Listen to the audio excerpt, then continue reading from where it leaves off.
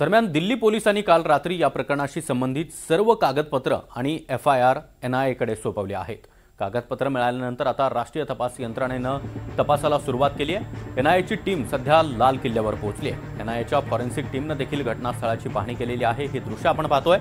काल forensic team असेल त्याचबरोबर एनएसजी कमांडो यांनी देखील घटनास्थळाची पाहणी केलेली होती, काही पुरावे गोळा केलेले होते आणि आता राष्ट्रीय तपास यंत्रणेचं पथक देखील या ठिकाणी दाखल झालेले आहे। त्यांच्याकडून तपासाला सुरुवात करण्यात आलेली आहे। दिल्ली पोलिसांनी या प्रकरणाशी या स्फोटाशी संबंधित कागदपत्र एनआयएकडे सोपवलेली आहेत आणि त्यानंतर आजपासून आता एनआयए कामाला लागलेली पाहायला मिळते।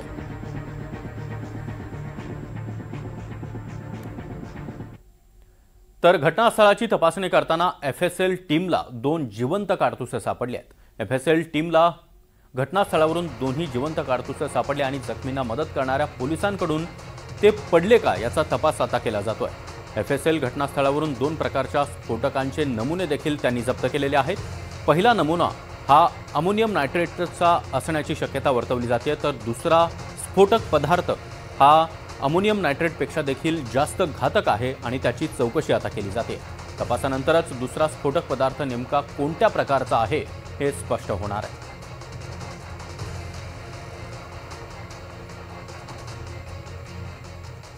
आणि लाल किल्ल्यावरील स्फोटाप्रकरणी एक मोठी बातमी समोर येते। कार 10 दिवसांपासून अल फलाह या विद्यापीठामध्ये पार्क होती। डॉक्टर मुझम्मिलच्या स्विफ्टच्या शेजारी ही कार पार्क होती अशी माहिती आता समोर येते। डॉक्टर शाहीन हिच्या नावावरच या कारची नोंदणी आहे। लाल किल्ला स्फोटाशी संबंधित मोठा खुलासा आता समोर आला आहे। डॉक्टर उमर याची I-20 कार गेल्या 10 दिवसांपासून अल फलाह विद्यापीठाच्या कॅम्पसमध्ये पार्क करण्यात आलेली होती। ही कार डॉक्टर मुझम्मिल हिच्या स्विफ्ट कारच्या शेजारी पार्क करण्यात आलेली होती, जी कार डॉक्टर शाहीनच्या नावावर नोंदणी आहे।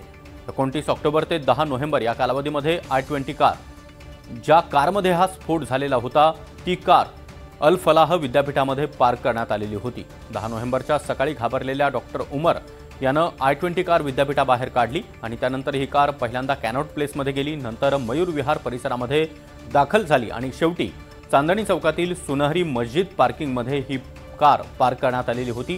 तिथं जवळपास 3.5 तास ही कार पार्क होती। तपास संस्थांच्या माहितीनुसार या मॉड्यूलचा हँडलर हा परदेशातून हा संपूर्ण घटनाक्रम ऑपरेट करत होता।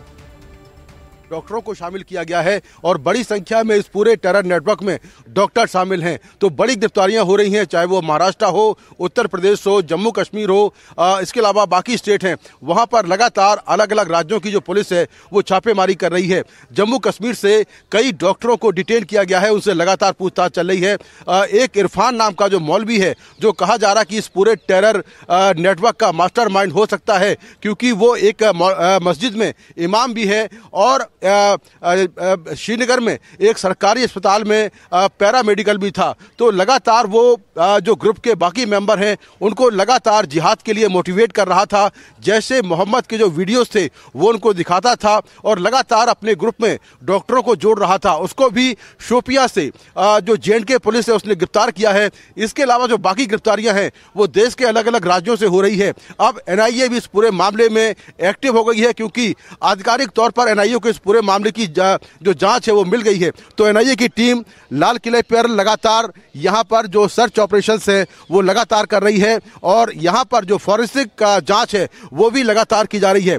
कल NIA ने इस पूरे इलाके में एक बड़ा सर्च ऑपरेशन किया था, जिसमें जो आसपास फुटपाथ हैं, बाजार हैं या जो डिवाइडर हैं, वहां पर जो गाड़ियों के पार्ट्स थे उनको इकट्ठा किया गया था और उनको फॉरेंसिक जांच के लिए भेज दिया गया था। वहीं जो फरीदाबाद की अल फलाह यूनिवर्सिटी है वहां पर भी दिल्ली पुलिस और हरियाणा पुलिस ने कल बड़ी छापेमारी की थी और इस छापेमारी में करीब 52 लोगों से पूछताछ की थी, जिसमें लैब का एक असिस्टेंट भी शामिल है। तर मुकेश सिंग सेंगर हे आपले प्रतिनिधी आपल्याला सविस्तर माहिती देत होते। वळूया पुढच्या बातमीकडे। फरीदाबादमध्ये अटक झालेल्या